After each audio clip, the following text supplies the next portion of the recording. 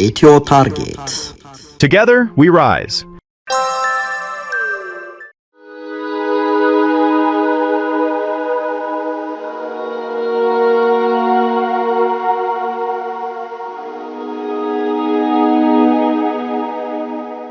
የሰሜን ወሎ ቆቦ ሐዘን ጥላውን አጥልቶባታል። ወድ ልጇን በሞት ተነጥቃለች። ለወትሮ ጀግና ቢሞት ጀግና ይተካል በሚለው ጽኑ እምነት የምትጽናናው የቆቦ እናት ደረቷን ደቅታ ፊቷን ነጭታ ማቅ አገልድማ እንባዋን ብታፈስም ቁጭቷ አልወጣላትም። ሐዘኑ ጠንቶባታል። ውብሸት ገብረ እግዚአብሔር ከወንድም ወንድ የወንድ ቁና ነበር ይሉታል የሚያውቁት። በደረሰበት ጉዳት ይሁን በተለየ ምክንያት ከኢትዮጵያ ሰራዊት በጡረታ እስኪገለል ድረስ ወታደራዊ አቅሙን በልዩ ኃይል ውስጥ እንዳስመሰከረ ታሪኩን እናውቃለን የሚሉ ቅርቦቹ ይዘክራሉ። የውብሸት የህልፈት መርዶ ቆቦ የደረሰው ከ7000 ኪሎ ሜትሮች በላይ አቆራርጦ ነው።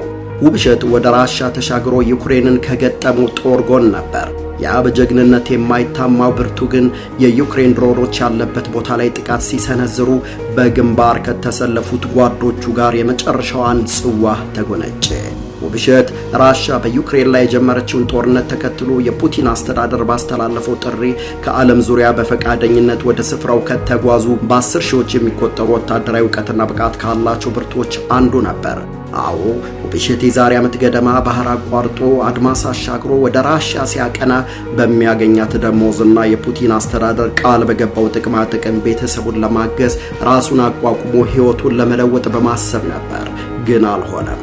ተወልዶ ካደገባት ቆቦ ለቀናት መለየት የማይፈልገው ውብሸት እንደወጣ ቀረ። የሀገሩን አፈር አልታደለም። ለዚህ ነው የቆቦ እናት ሐዘን የመረረው። አዎ ይህ እውነት ማንነቱ የታወቀው የኢትዮጵያዊ ውብሸት ብቻ አይደለም። በስም ያልተገለጹ አፍሪካውያን፣ በወግ ያልተነገረላቸው እስያውያን፣ በቅጡ ያልተዘከሩ ላቲን አሜሪካውያን ጭምር እንጂ።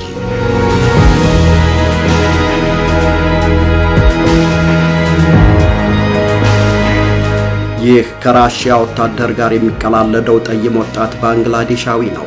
ቭላድሚር ፑቲን ዩክሬን ላይ የቆሰቆሱት ጦርነት ስልቱም እቅዱም እንከን ሲያጋጥመው የጠላትን ቀጠና በሰው ማዕበል መቆጣጠር ሁነኛ እቅዳቸው አደረጉ።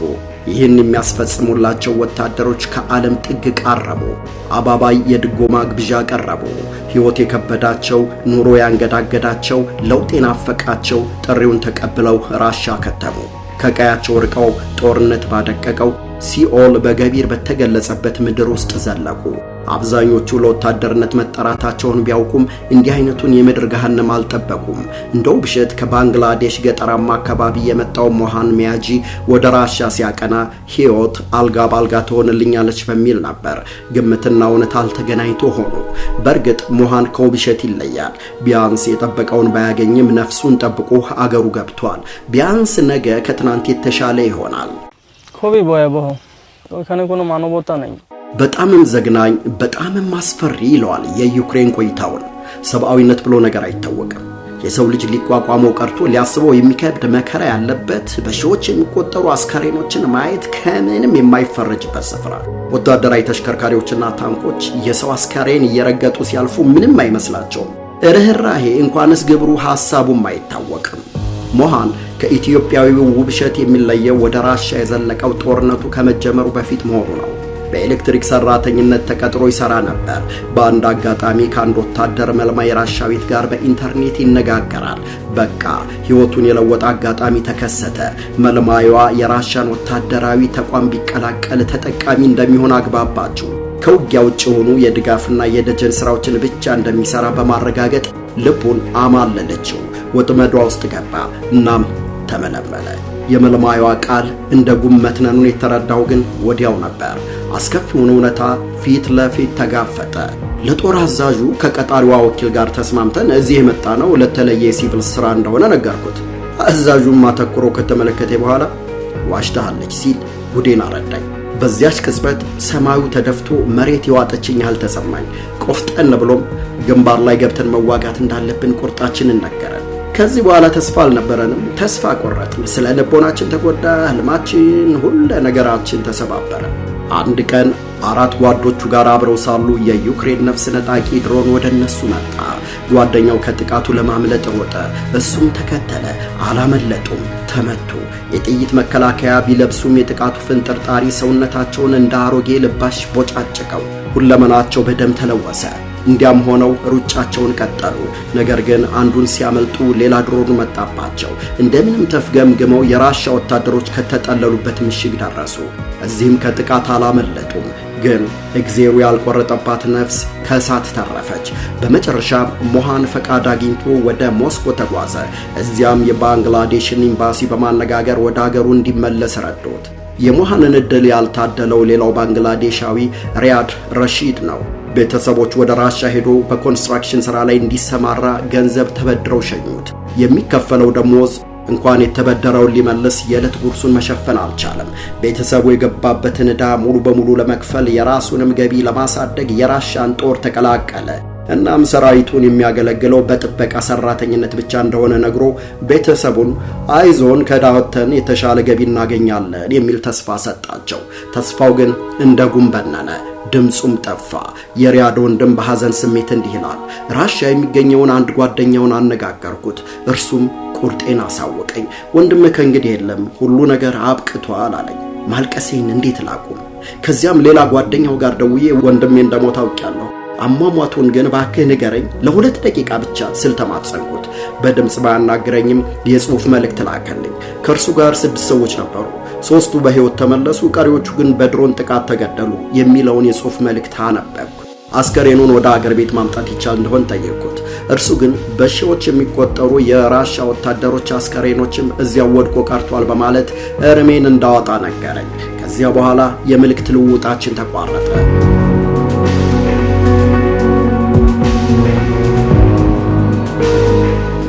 ራሻ የምታቀርበው ከፍተኛ የደሞዝ ክፍያና በአጭር ጊዜ ውስጥ ዜግነት ለመስጠት የምትገባው ቃል ኪዳን በተለይ ከደሃ ሀገራት የሚመጡ ወጣቶችን አሁን ድረስ ያማልላል። በአማላዊ ቃል ተዘናግተው በዩክሬን ምድር ላይ የተካሄደ ባለው አውዳሚና አሰቃቂ ጦርነት ውስጥ ይማገዳሉ። በግንቦት 2017 የራሻ የምርመራ ኮሚቴ ሰብሳቢ አሌክሳንደር ባስትሪኪን እንደገለጹት አዲስ የራሻ ዜግነት ያገኙ 20 ሺህ ያህል ሰዎች በዩክሬን እንዲዋጉ ተልከዋል። ራሻ ውል ለሚፈርሙ አዲስ ምልምሎች ከፍተኛ የቅድሚያ ክፍያ ማበረታቻ ከመስጠት ባለፈ የውጭ ሀገር ዜጎችና አገር አልባ የሆኑ ግለሰቦች ሰራዊቱን እንዲቀላቀሉ የሚያበረታቱ በርካታ የሕግ ማሻሻያዎችን አጽድቃለች። በጥር 2016 ዓ.ም ፕሬዚዳንት ቭላዲሚር ፑቲን ባስተላለፉት አዋጅ ልዩ ተልዕኮ በሚሉት ወታደራዊ ዘመቻ ላይ ለመሳተፍ የ1 ዓመት ውል ለሚፈርሙ የውጭ ሀገር ዜጎችና ለቅርብ ቤተሰቦቻቸው የራሻ ዜግነት እንዲሰጥ ፈቅደዋል። በተጨማሪም የራሻ ሕግ አውጪዎች በጦር ኃይል ውስጥ የሚያገለግሉ የውጭ ሀገር ሰዎችን ከሀገር ከመባረርና አሳልፎ ከመሰጠት የሚጠብቁ የሕግ ረቂቆችን ለመመርመር ተዘጋጅተዋል።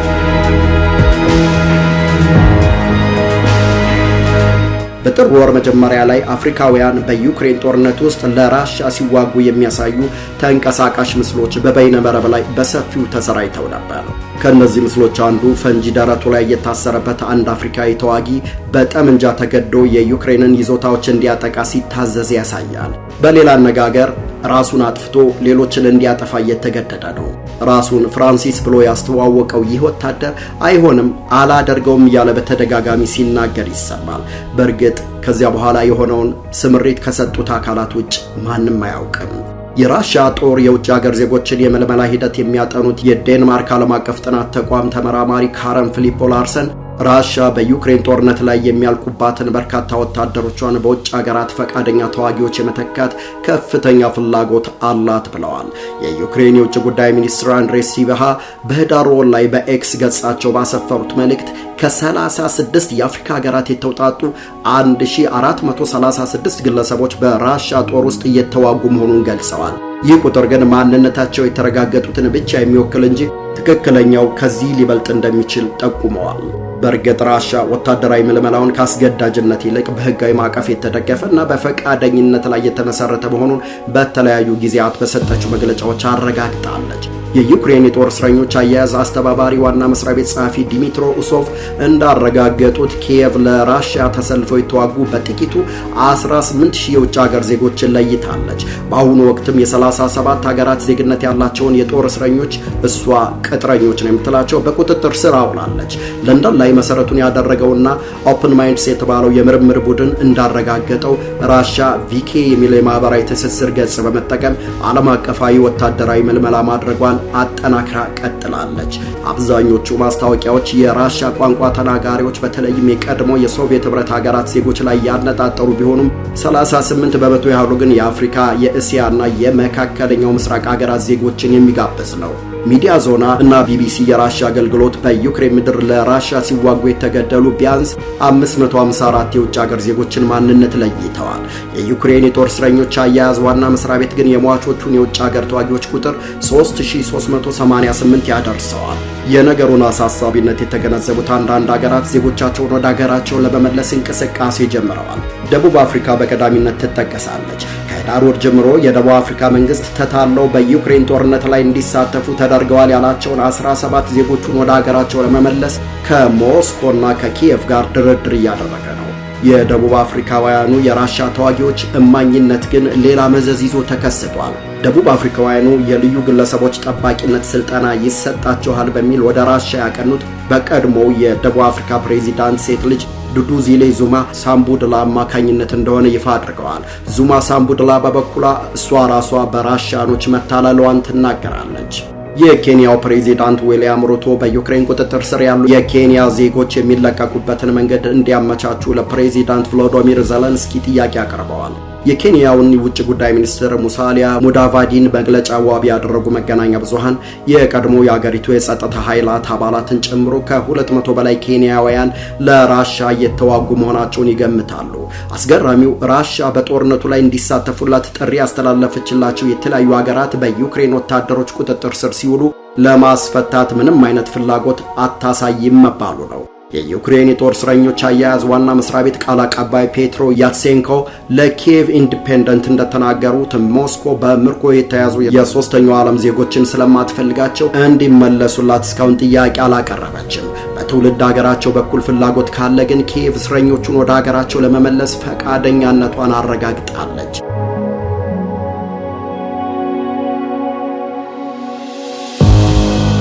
ቆቦ ማቅ ለብሳለች። የውብሸትን ትውስታ በልቧ ይዛ በቁጭት እየተከዘች ግን ይህ ሐዘን የቆቦዋ እናት ብቻ አይደለም። የነገው ንጋት የተሻለ ሕይወትን ይዞ ይመጣል በሚል ተስፋ በማያውቁት ጨለማ ወድቀው የቀሩት የዓለም ልጆች ሁሉ እንጂ።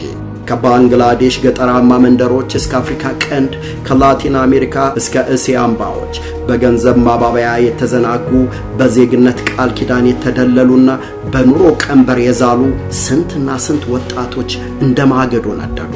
በባዕድ አገር በሲኦል ምድር የድሮን ጥቃት ሰለባ ሆኑ። የስንቱ አስከሬን በታንክ ተረገጠ፣ ስንቱ እንደወጣ ቀረ። ዛሬ በዩክሬን በረዷማ ምድር ላይ የፈሰሰው ደም የራሻውያን ብቻ አይደለም፣ ሕይወታቸውን ለመለወጥ ተስፋ ሰንቀው የነበሩ ተስፈኞች ጭምር እንጂ። ታሪኩ የውብሸት የሞሃንና የሪያድ ብቻ አይደለም። ታሪኩ የፖለቲካው ጥንቅጥ ነው። ታሪኩ ድህነት አምጦ የወለደው የሰው ልጅ የኑሮ መከራ ነው። ከቀያቸው ርቀው የአገራቸውን አፈር ሳይታደሉ የቀሩት ምስኪኖች ነፍስ በረዷማውን ምድር ትጠይቃለች፣ ለመሆኑ ይህ ጦርነት የማን ነው እያለች። ቸርን ሰንብት።